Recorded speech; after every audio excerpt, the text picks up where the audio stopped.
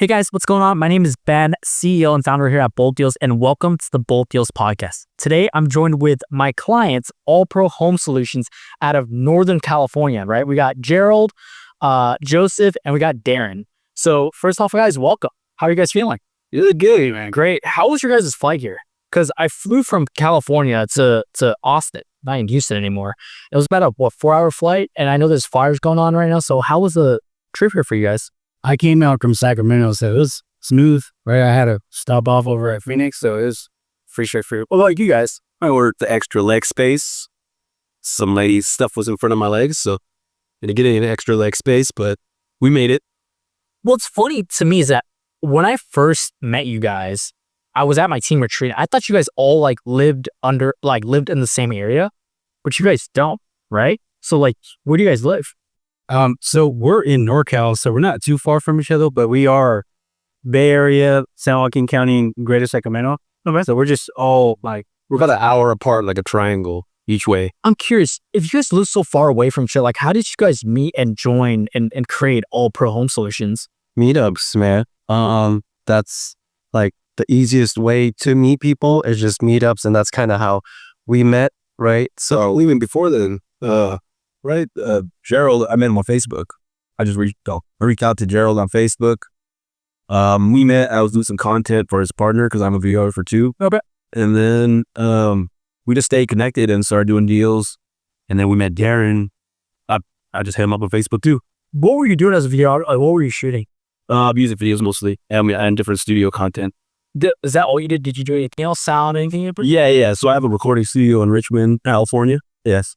We got 9 engineers, 3 different studio rooms, and yeah, it's awesome. That's another. So how did you transition from videography, creative work to real estate? Why real estate?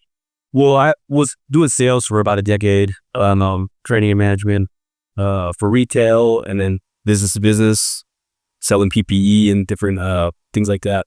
This PPE like protective equipment, masks, gloves for COVID. Okay. So why specifically wholesaling? A lot of niches out there to make money, right? I felt like this was a niche that was a quick way to capital first, though, and nobody that I knew at least, was talking about it, knew about it. The first time I ever heard about it, it was some lady that had a wholesaling company on a plane. Oh wow! I didn't really understand what she was saying. Oh wow! Yeah, that's cool. What about you, Gerald? You didn't start off in real estate, did you? You don't have family in real estate, do you? No, I have a construction background, and that's kind of how I got into it, man, is just being drenched in the business world. And my uncle he's a real estate investor. Oh, wow. So I got in construction with my pops, and I knew right away I just don't like swinging the hammers and climbing the ladders. Like, you guys hear this all the time. And I did want to stick within the realm of business. I think everybody's read Rich Dad, Poor Dad by Robert Kiyosaki, and he's always mentioned, build as much assets and limit the liabilities. Yep. And so the number one asset generating the real estate or business.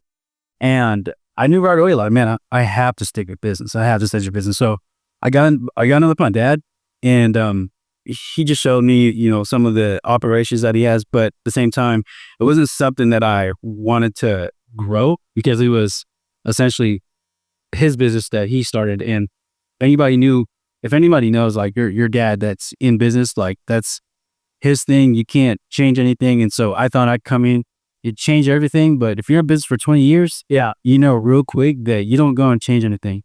So a little bit, your old dog new tricks, right? Exactly. So I knew, okay, let me add value to his business and see where I can help out from there. So I bring him opportunity. Right. Do you sell your deals through unit? No. So what I do in the construction space is we go and find projects.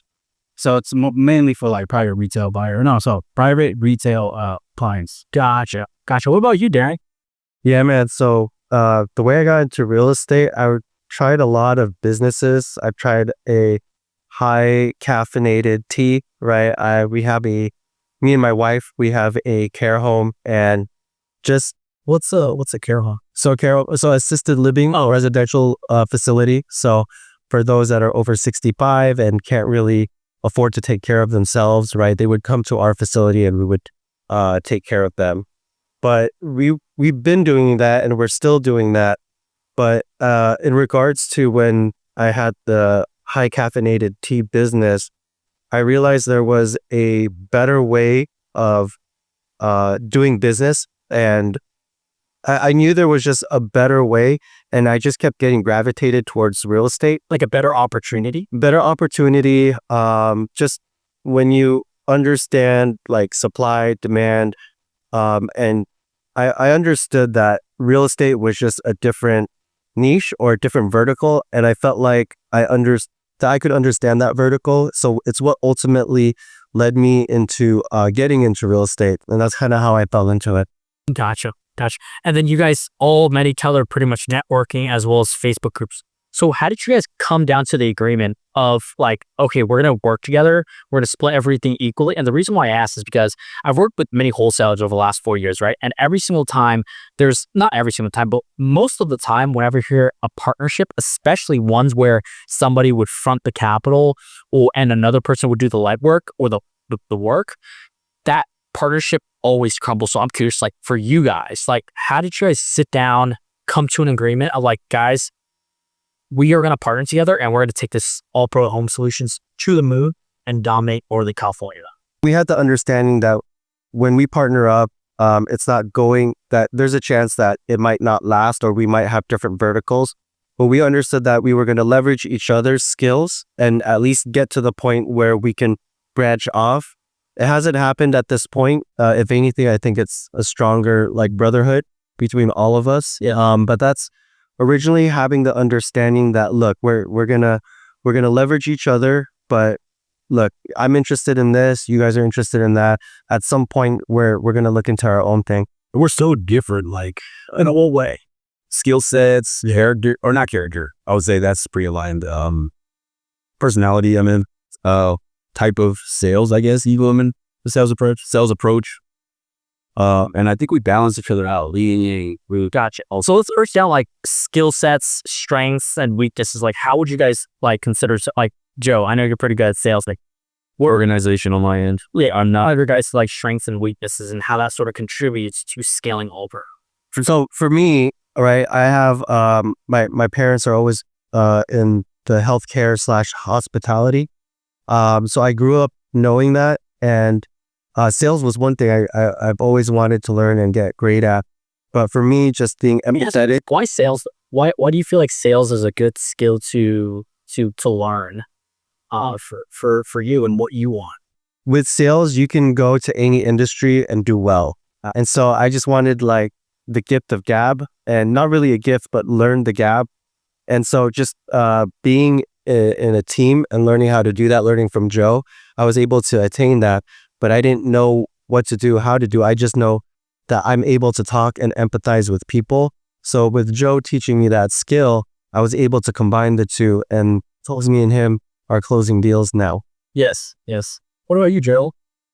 Man, I don't know. I mean, I'm pretty good at, let's see, because I was a barber for like the last 50 years. And from that, it just taught me a whole lot about people and understanding them, and understanding like when they walk through that door, you get a certain kind of vibe or an energy from them. And so I just emulate it, right? If they're up, I'm up. If they're down, then I'm not. Why should I be up as a barber? Like I want to make them feel comfortable and have them enjoy the experience. So I've learned how to wear people, and that's gone a long way with prospecting and cold calling and just getting over the no, right? And so, I don't know, man. I mean, I guess you could say that just I enjoyed bringing people in, and think of all of the times when we bring people in, it's usually someone that's qualified. Though it is in real estate, it's tough to retain people. And I think we've also learned real fast, like how fast we'd be able to just weed somebody out due to the work. And so that in itself, I think all of us have a strength thing is understanding, okay, who's one of us that can join the team and have all their arrows pointing in the right direction. Yeah. And share our values. Yeah. Another thing I want to understand for you guys is you guys went from a profession you guys were doing for many, many years, right? Like you were a barber, you ran a studio. Yeah. And then what did you do, Darren? Healthcare. Right. Okay. Healthcare. So how did you guys like make that jump? And was it like a comfortable jump where you guys like, okay, I'm sick and tired of barbering. running a studio and jumping into real estate? And the reason why I want to ask that is because somebody might be watching this and they might be a barber or they might be a musician, and they're like, they want to take that step because they know it's going to take care of themselves and their families financially, give them the freedom that they want. But like, how did you guys think about making that jump? And what like sort of justified that? For me, I have a lot that I want to pursue, and the end in mind ultimately is impacting people's lives, right? It's tough to do that with the income you're making as a barber renting a booth.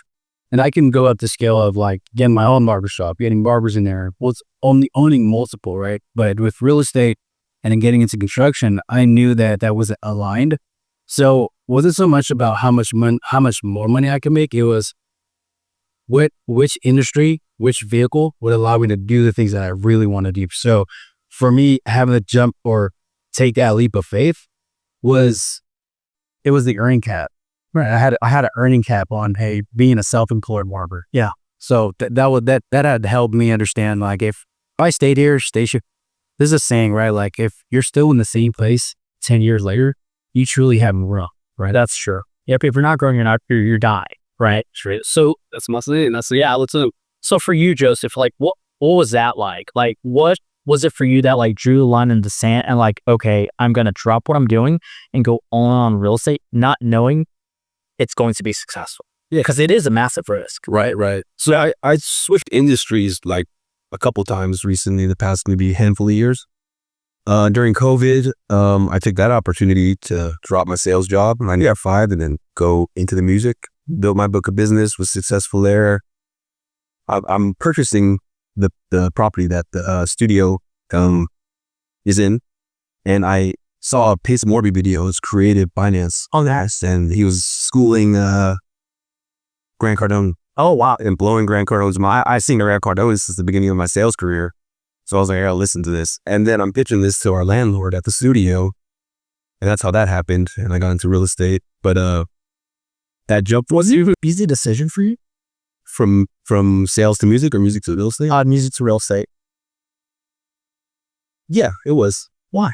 Like, I love making music, and I can still make music. You know what I mean? I still do once in a while. But same thing. I mean, I feel like the music side, there's less of a cap potentially if you're around the right people and you're good. But the real estate, it's now like exactly what Gerald said. Now I'm able to make an impact with these assignments and the profits more. Buying the studio, we were about to lose it. Yeah.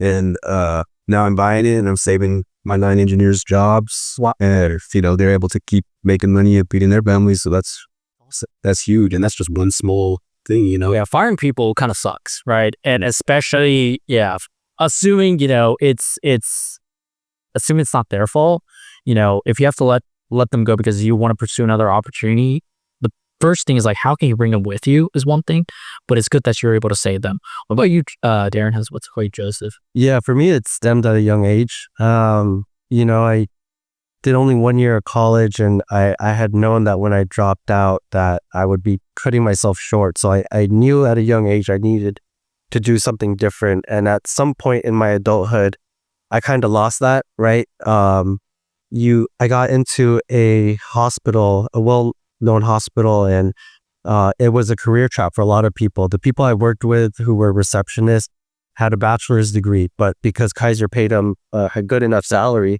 they weren't going to make as much. And so being at that hospital, I lost sight of that. But it wasn't until I thought that I've reached my cap and that I wasn't going to make more. I had a child on the way. I wanted more for myself. And so I had mentioned, right, I started some other businesses. And so I had that drive at a young age, lost it. And then I got that drive back. But learning from the mistakes I made in the previous businesses brought me to real estate because everything aligned. Everything that I was missing, everything that I needed to improve or that I could leverage, it just kept bringing me back to real estate and how I'm here now. Yeah, okay. So let's dive into the company. You guys have obviously hit your first 6 figures in closed assignment fees, am I right? And in my personal opinion, and speaking to a bunch of our other clients, their first 100K or however many deals that equals up to your 100K, it's always the hardest. So I want to start with, what did you guys do to try to get your first deal? Like, what did you guys do to get your first deal? Oh man, my first deal, I locked it up in a week after meeting Joe. How did you get it? Let's start there. Yeah. So videographer, right? I was reaching out to different agents. I actually seen the agent's card at a store at the counter. So I picked it up, gave him a ring, and was telling him, I'm a videographer. I'd love to do some content for you. And I was even offering to do it for free first time. To just kind of like get my feet wet. And I told him what we had going on, because I was at that point already making cold calls in Gerald's CRM. Yeah. And so I'm searching, prospecting, and he, at the end of the video shoot, he just pointed across the street to the corner house that they actually passed away. There's squatters in there before. I don't know if they're in there now. The kids, they don't want to work with me. You can take a whirl at it now. I gave him a referral too. But I reached out to one of the sons. He has another brother and another sister in a different state. It was a probate, a pre-foreclosure. There was an auction date already. It was like a lot of things happening for the first time I'd ever had a swatter. What was this first deal? You guys all worked on it together? No, just a student. Oh, Had some her. And yeah, that was a crazy one. The back door was open. I had to climb in with the son's authority or permission. And I was looking for like a mortgage statement and a couple docs, because there's so much junk everywhere. I had to climb in through the back, like literally over piled. dude, I love real estate because you're doing shit. Well, I remember the day when you went in there too, because I had no clue he was getting into the property. He was like, "Hey Joe, where you at?" I go like, "Hey Joe, where you at?" He's like, "I'm in the house, bro." What are there? Yeah. But And then mind you, right, to give an example of how dedicated or how Joe wanted to get this deal, right? Your lady at the time was like maybe a week or 2 weeks of being due, or close by. And so Joe is back and forth making sure everything at home is perfect and having it go on this mission. I'm literally in the hospital. My lady's in labor, not active labor, but I'm stepping outside the hospital room. I got this deal locked up like in there. Yeah. In the hospital. And did we close it while I was there? No, we locked in the buyer during that time. Oh, right. Buyer, yeah. How much you guys made on that deal? $50,000 this from a referral, basically. From a referral. Sounds like it's a referral. First deal. I had to figure it out along the way. Yeah. So Where is this? if a wholesaler is watching this right now, or somebody that wants to be a wholesaler, they still have a 9-to-5 right now, and their biggest constraint or objection of getting into real estate is because either they don't have the time to cold call or SMS blast or whatever the case is, and they don't have the money to start pulling lists and stuff. What would you tell them? All that. You guys were all this BS. Like you waste time because you're not making time. You don't need money to get into it. I didn't have any money. I'm sorry, I did have money, but I didn't put any money into that first deal. None. And then after that one hit, now I have some time to buy myself till I get my next one. Then Yeah. So what I would say for those who has that excuse is to just partner up with someone, right? There's like plenty of people in the real estate space that's in the same boat that may have a different skill set. So just partner up with anyone. And if you're looking for a roadmap, right? After that first deal, maybe go into some inbound, right? You want to capitalize, you want to expedite that process, but you just need to partner up with someone and do that. I'll say to any wholesalers or people wanting to get into real estate, and I've expressed this to you guys a lot.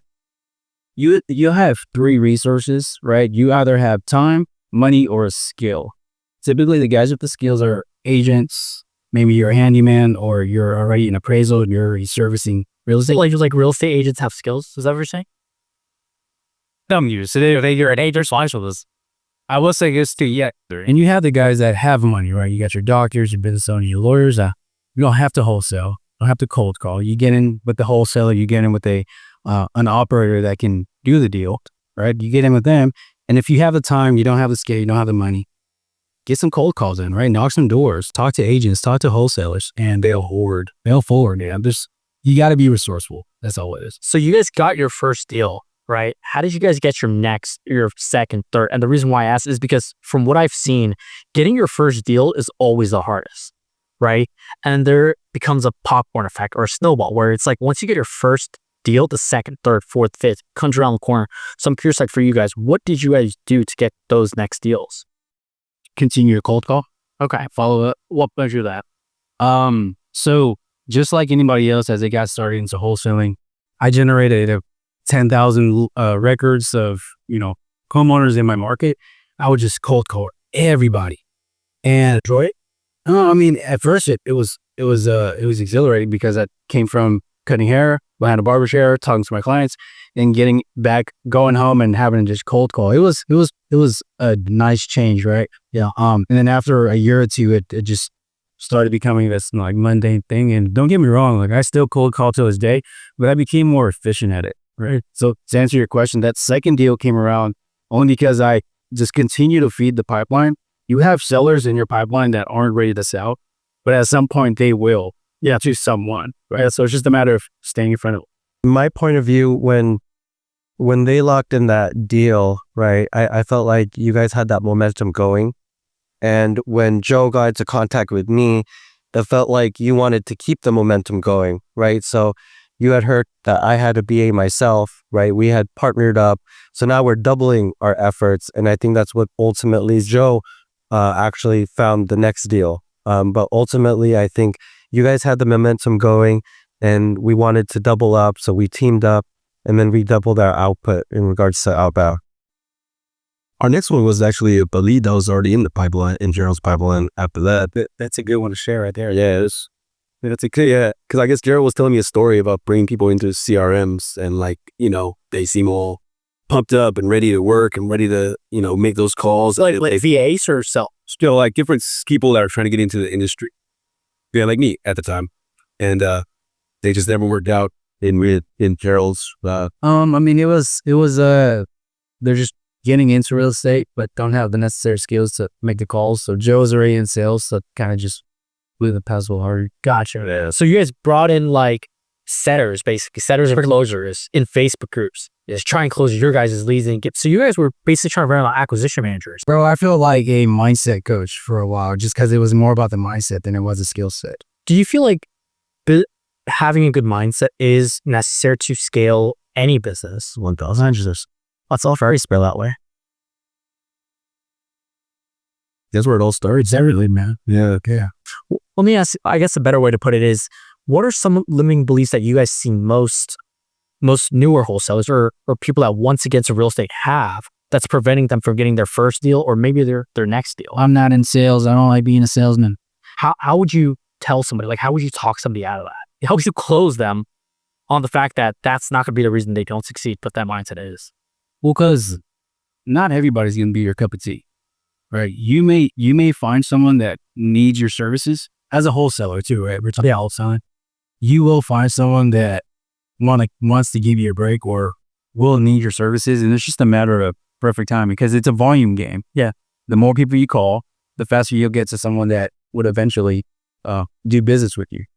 And in regards to sales, man, like I definitely didn't come from a sales background, but I've gotten better and better at it. And so you will get to that point where you're going to start closing deals. What do you feel like people need to do to get to that point where they are consistently closing deals and bringing in their first 6 figures or even multiple 6 figures a year? Because like the way I look at it is after speaking with so many wholesalers, I've realized that not everybody wants to scale to $1 million, $3 million, or even $5 million a year with their wholesaling company. Some people just want to close 2 or 3 deals, make 20, 30K and take care of their family. So what would you tell those people? I mean, it's a foot in the door, right? And the way I seen it was like, I fell in love with the idea with passive income, but with an earning cap in my businesses or as a self-employed barber, I knew like, okay, well, if I'm going to start a business, like it's going to be wholesale, right? So have the end in mind and then reverse engineer backwards. Like, what does it take to make that 1 million or 2 day? And if you're not looking to do that, well, then have a different end in mind, right? If you're looking to flip wholesale until you learn how to transact and then start getting in with like agents, if you're looking to just do buy and holds, you don't have to wholesale. So I think people just need to new wholesalers need to understand how to transact. And at the end of the day, wholesaling is a marketing and sales company, right? Why do you guys say that? What do you say that? It's because you're marketing, right? So you got to be really efficient with those leads that's coming in the pipeline. So you have to have a seed process, and it's a sales game too. So you got to understand the game of communication. Garrett, did you have something to do with that? Yeah. So what comes to mind is like how you do anything is how you do everything. So regardless if you want to do only a couple deals or a lot of deals, you just have to do it at the best of your ability. And so to me, that stood out. I think that's very important in any industry that you go in. Is just, how you do anything is how you do everything. How did you guys learn the business? Like, did you guys buy into any coaching programs or anything? Brent Daniels, easier. Yeah. Shout out to Brent Daniels. Yeah. Brent Daniels, we were in his ads for a bit. He's an amazing client. I went to a university, With him? YouTube University. Oh, okay. I was like, you went to university with Brent. That'd be that. Do you guys feel like there's any other, living beliefs that newer wholesalers have, or maybe you guys even had, when you guys started? And how would you guys talk those people out of it? With anything where you're having a challenge of being scared or not feeling like you're good enough to do anything, or any situation you're having a problem in, it's all just the man in the mirror or the woman in the mirror. Yeah. Right. Yep. Life is unfair to the one scared. Oh, wow. I know. Straight up. That's a good one. There are people less fortunate that are doing better than you. And so you just have to remember that, really. Absolutely. So you guys obviously hit your first 100, and last year you guys did about $300,000 in gross assignment fees, right? So sort of break that down for us. Like, what did you guys do? Let's start with the marketing, right? Because I want to break down every single pillar that you guys used to get there. So let's start with the marketing. What did you guys do for marketing to generate the sellers to actually close, to get under contract?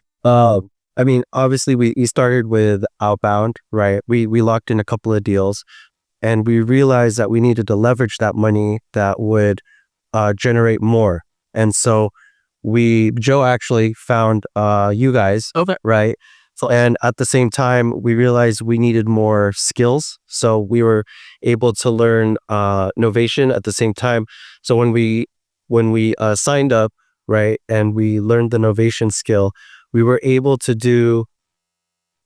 get 3 contracts within like 6 weeks. And so that was able to help us tremendously. And then from there, just doing just those different strategies was able to help us. Breaking down the outbound, like, were you guys doing the outbound? Did you guys have cold callers that were dialing, doing SMS? Like, walk me through that. Yeah, so it was simple. We just generated a bunch of lists.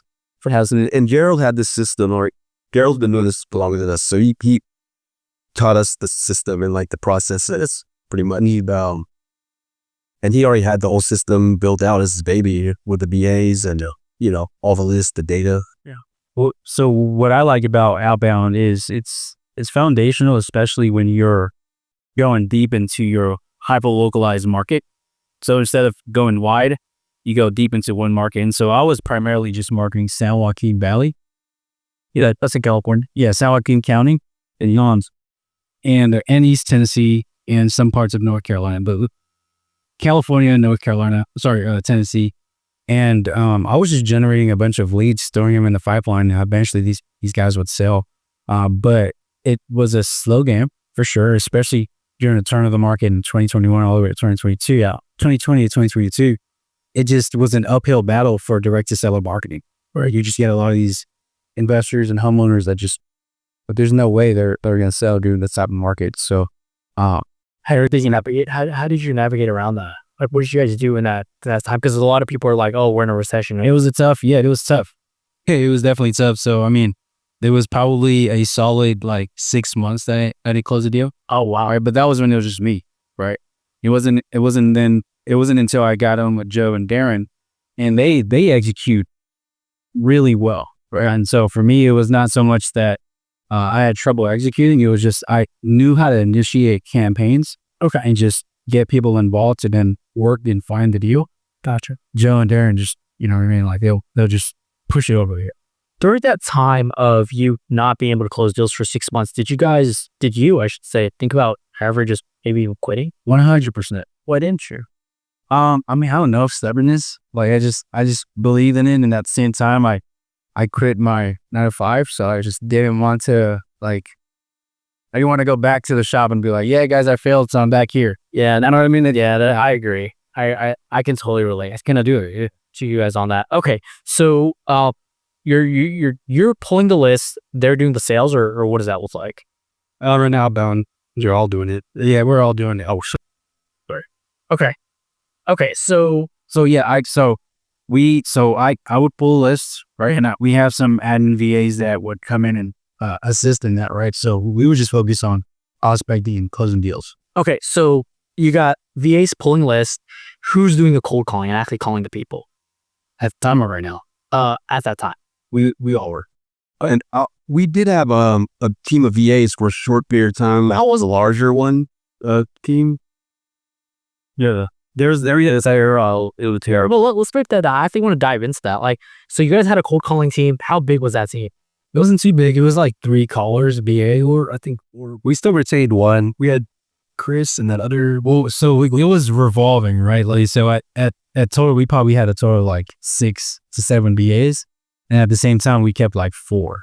Yeah, Gerald had one VA in particular too. When we got together, and like, I don't know how long I was telling him this, but I was like, Chris, better go. Well, like, hey, what? We go good. She just wasn't good. It doesn't mean it's yeah. At the same time, though, it just wasn't working, right? Like, you get a homeowner that's been called by every single wholesaler in town plus VAs. Like, the last person they want to talk to is a VA. Yeah. So it was like accent or stop. Yeah, it's just not working. So you guys scaled down your cold calling. Do you guys still have that cold calling team, or did you guys get rid of them? So the way we do it now is we're revolving appointment setters, and the way that's structured is we haven't hired them. They're 1099. Okay. So they'll call these leads that we set up for them. It's just a matter of getting it in front of us when we're ready to sell. Okay. So you have setters. I don't think in the beginning we were in a place in our career where we could guide the VAs to. What do you mean by that? I want to dive in on that because hiring is a really challenging skill, right? For us, even me and my company, finding the right people, finding the right talent, and training is not as hard. Management is not that hard, assuming you do your beginning, your onboarding properly.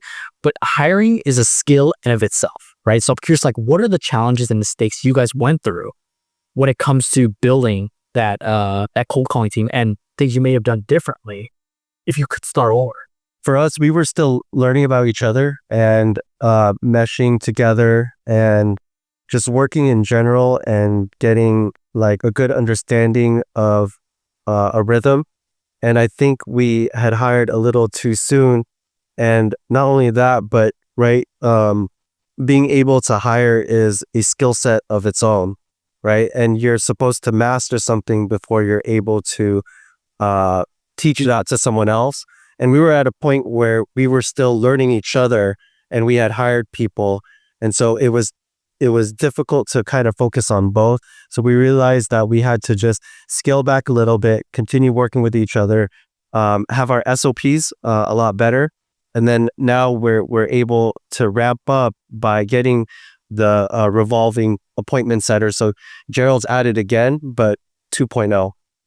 Trying to teach someone something that you're like learning, that you like fully understand even, or it's just not.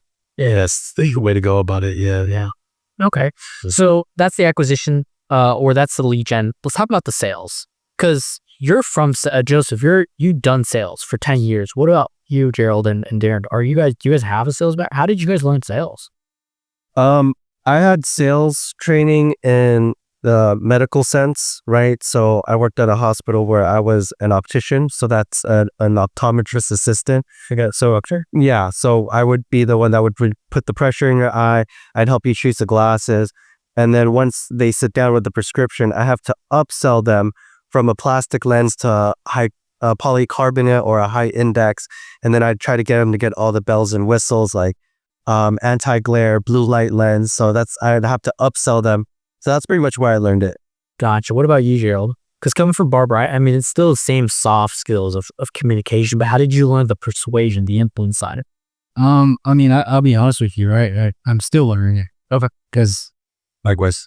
right, it's how can I say this? It's a forever thing. It's a forever thing. And at the same time, like the way I think is like framework, right? I understand that, okay, we have a script. You don't learn it verbatim word for word, but you use it as a structure, right? Like, cause sometimes sellers will just go off the tracks and start talking about their cats or their dogs, and then as a salesman on the phone, you just get back into the scripts.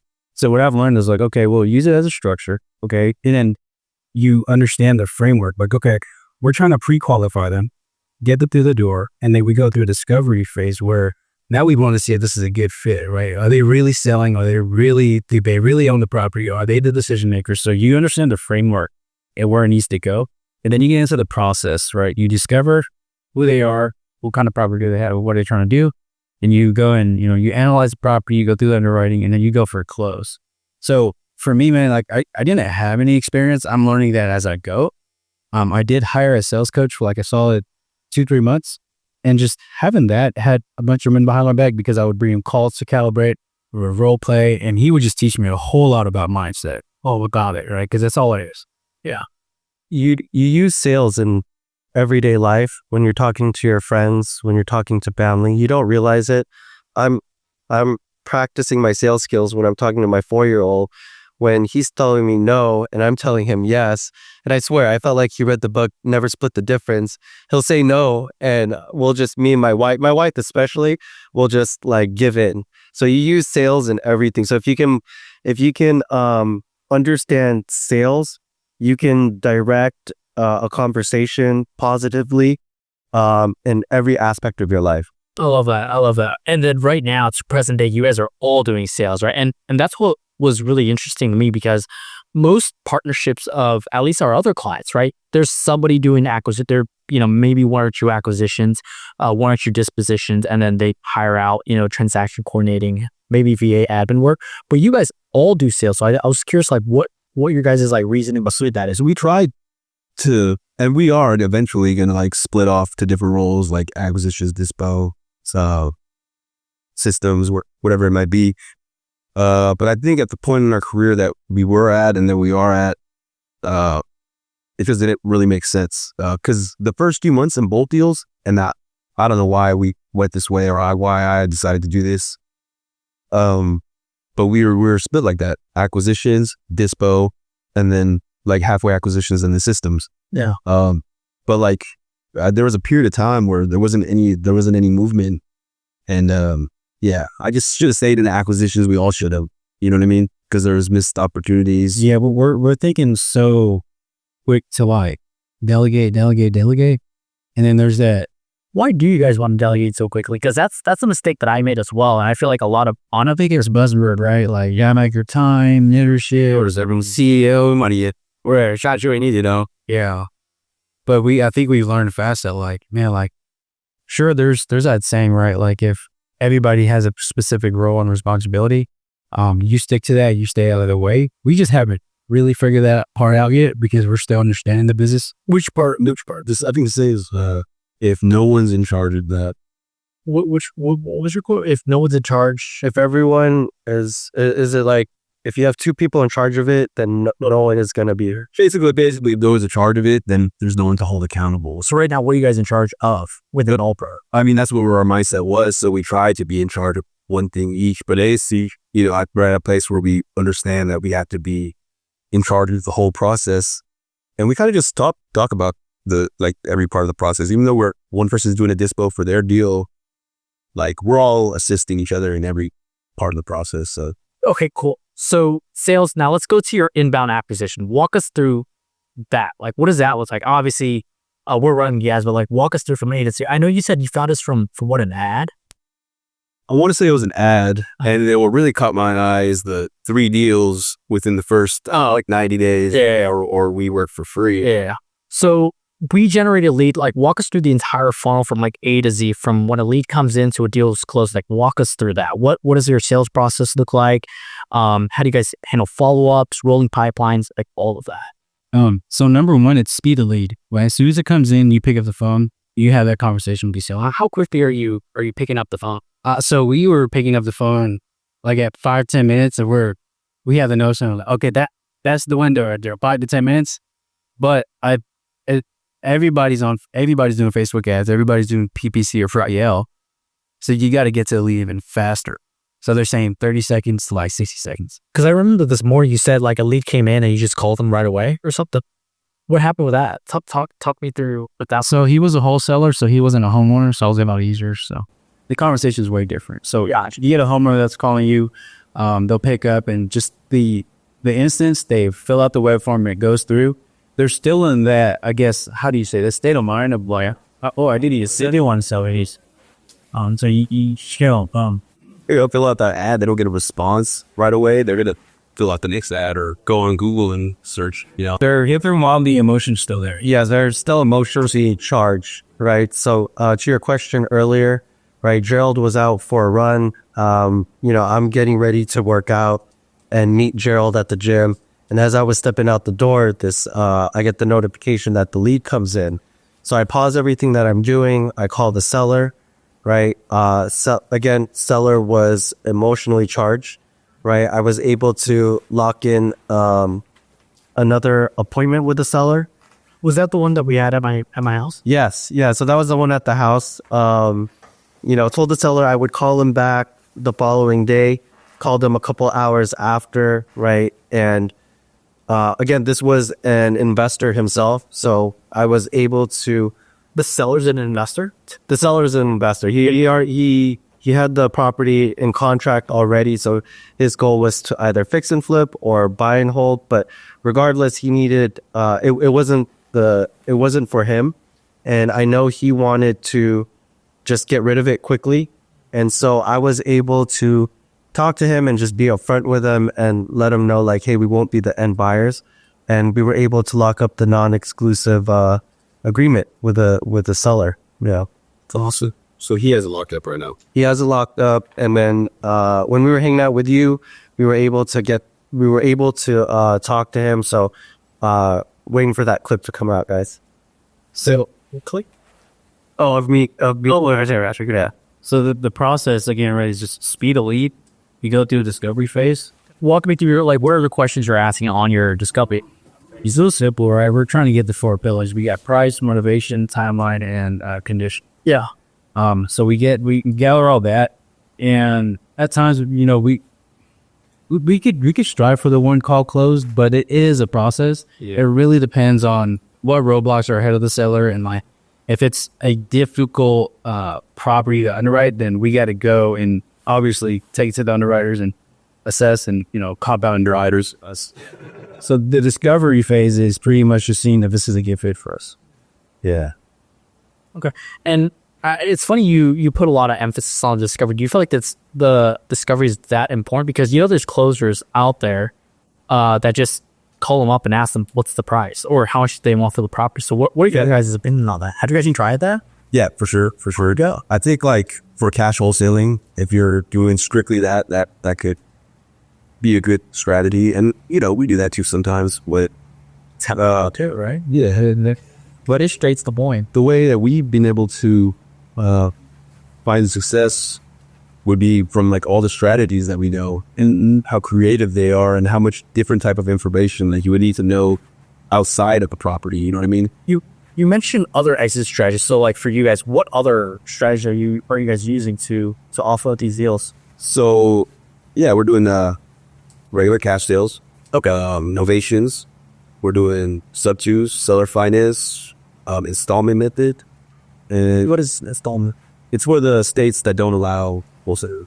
So it's kind of like a seller finance. But It's a creative finance strategy used to get on the Gotcha. Do you guys feel like having more exit strategies helps you guys when it comes to closing deals? 1,000%. Okay. In what way? I mean, so you can have a hammer, right? Yeah. But then, the job requires a screwdriver or a drill or a, whatever it might be. So it's more tools on your tool belt, basically. Exactly. What are these other exit strategies?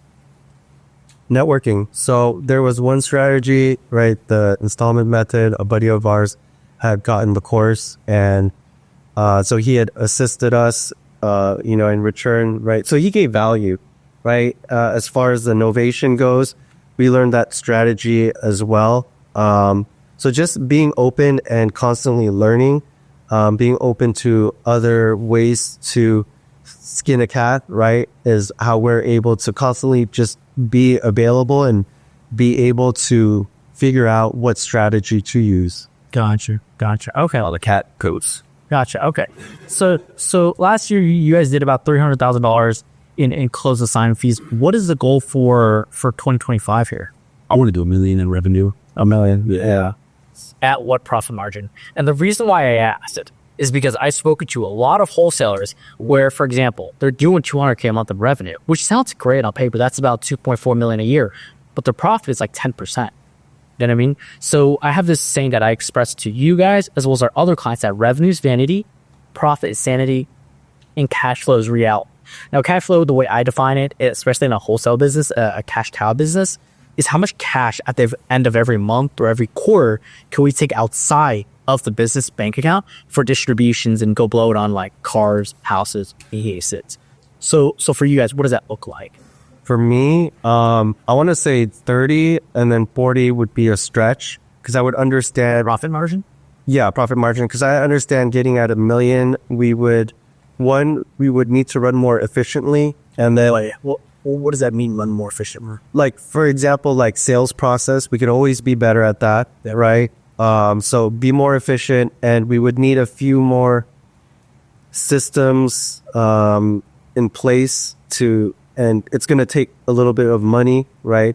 So those two things I would say, and still be at around 30-40% for me would be ideal. Okay.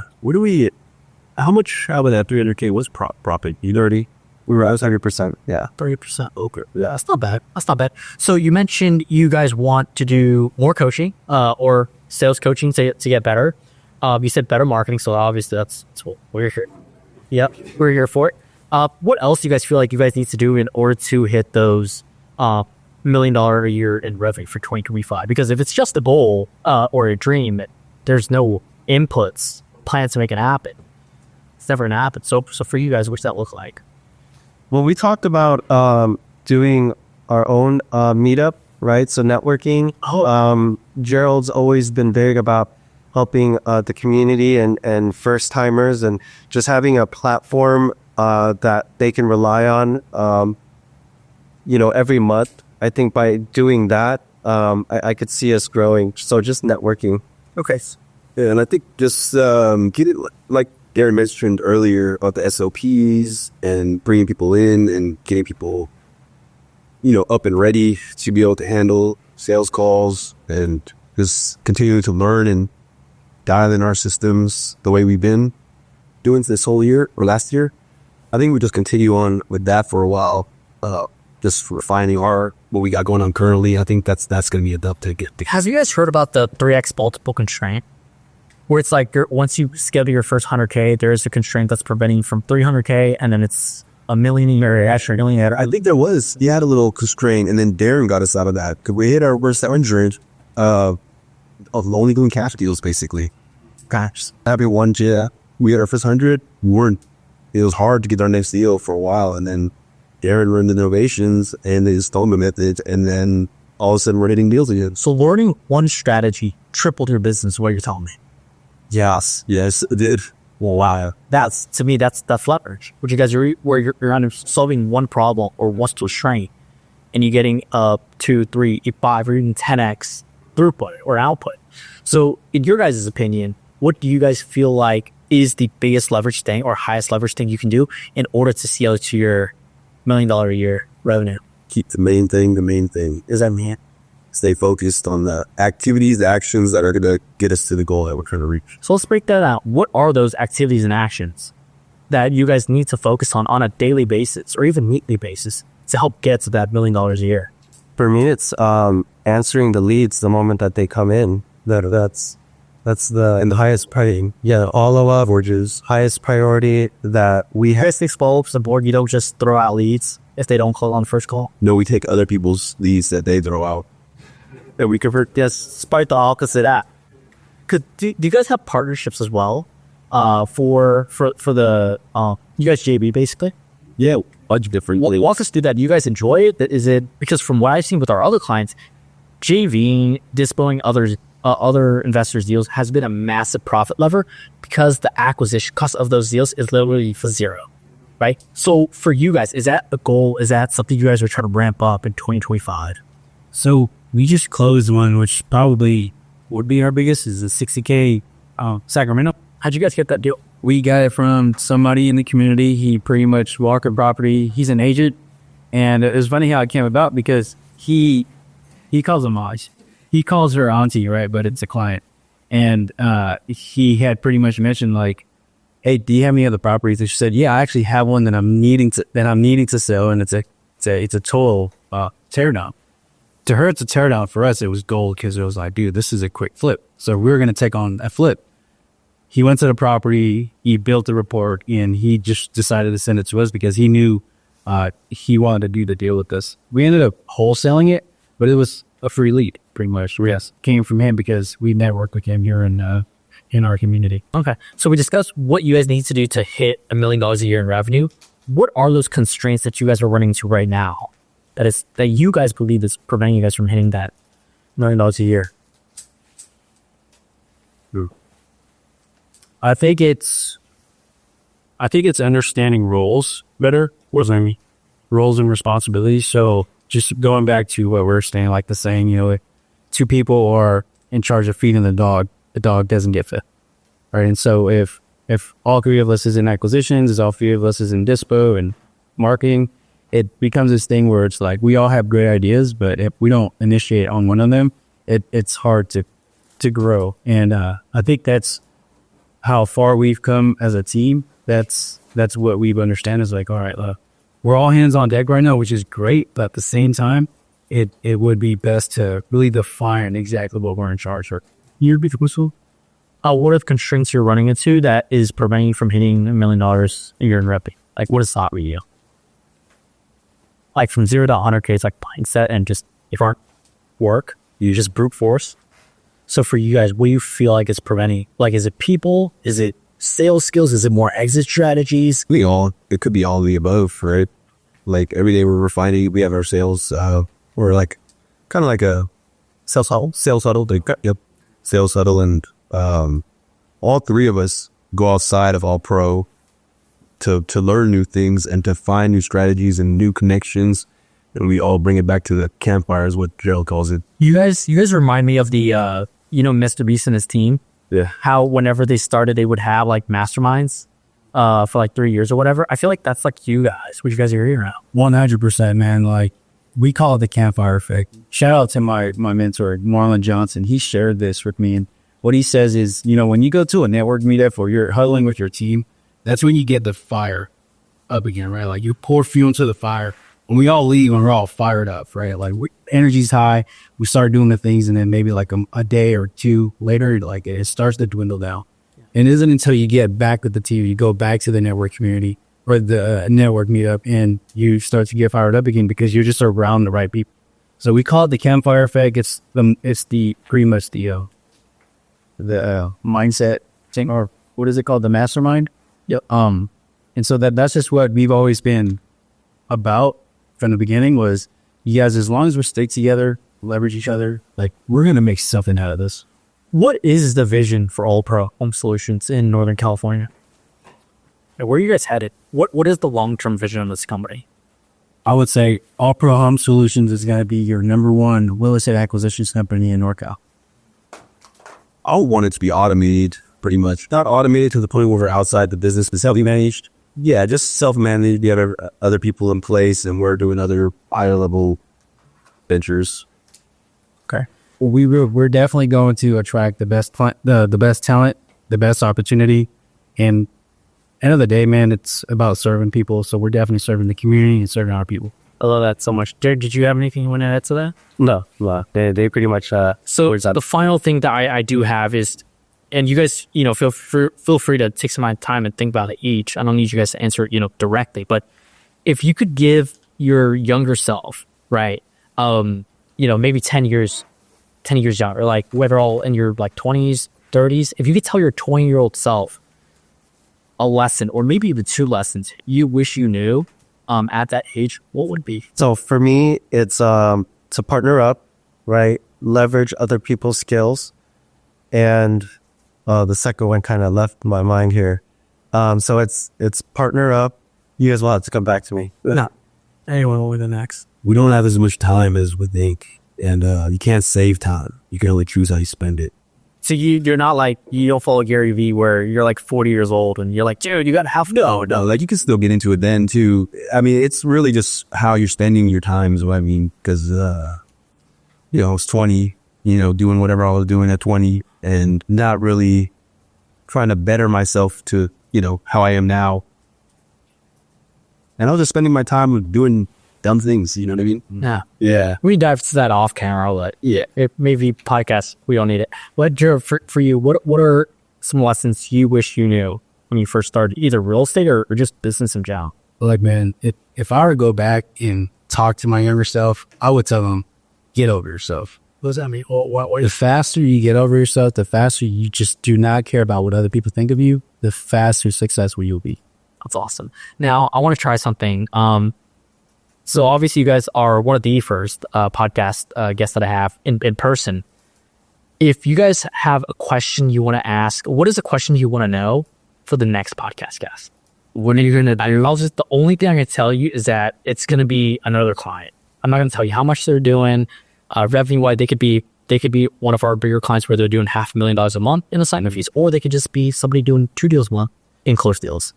That's a great question, actually. Yes, we'll have to come back to me on that. I want to know, well, shoot, so it's that range is making it. Yeah, exactly.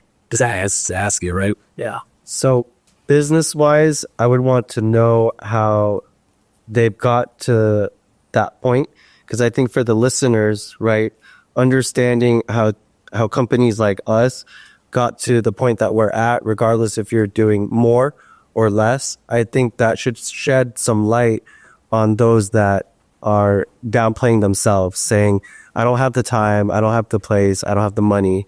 And just hearing these stories would really question what they really think and question their reality, their limited mindset. So I would want the next podcast host to kind of drill that in so that the viewers can really self-reflect. I would like to know what their day looks like, or with their schedule, and remember their tasks that they need to. What do you feel like understanding their schedule is so important?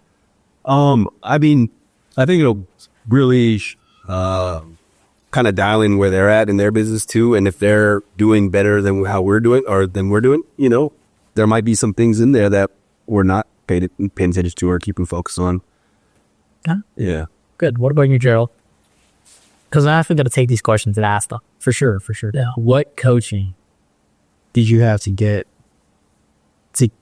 to you make key hires, I guess, or to delegate certain things? Because I know that they haven't delegated anything. Exactly. Are we talking about 250 to 5? No, anybody. Anybody you like. It could be the next podcast guest could be somebody that's just closing 2 deals a month, or they could be closing $500,000 a month in assignment fees. Right. Okay. How does your schedule look like? What he was saying, right? It could be someone that's super proactive, or like, do you have a bunch of white space on your calendar? Because whatever that is, stop doing it. Right. And that might be just time where you're just on your phone or scrolling or hanging out with, your dog or, and friends and family. But I would definitely just leverage the calendar. But the question I would ask is like, what exactly are you doing at the time? Yeah. And then level of importance, I would like to know like what kind of tasks. What they prioritize? What they prioritize in the business. Yeah. And not the order of that. And the last question I would probably ask is, who was your best hire? And if you haven't had your best hire, who in your business, when you plan on making that hire, who's it going to be? What role are they going to play? That's smart. Oh, that's great. It's great. Is there anything else you would want to look in the camera and tell any viewer that's watching this that maybe is either doing well or they're just struggling to pull that plug and quit their job? You guys can look at the camera and tell directly. If you're new and just barely understand wholesaling to begin with, if you're looking to understand other strategies, innovation, creative, and just need your hand held, definitely JV with us. We're willing to teach you everything. So definitely let us know. That's our closer right there. Yeah. Cool. Anything from you guys that you guys want to say to somebody watching this? No. So fortunately, I do. If you enjoyed this podcast with Allpro, please don't forget to like, comment, and as well as subscribe to this channel. And I will tag all their social media below. That way you guys can debut with them. But gentlemen, it was truly a pleasure and an honor having you guys fly all the way out from California to be on the podcast. It truly does. So I appreciate it. That's the evaluation that you have, of course.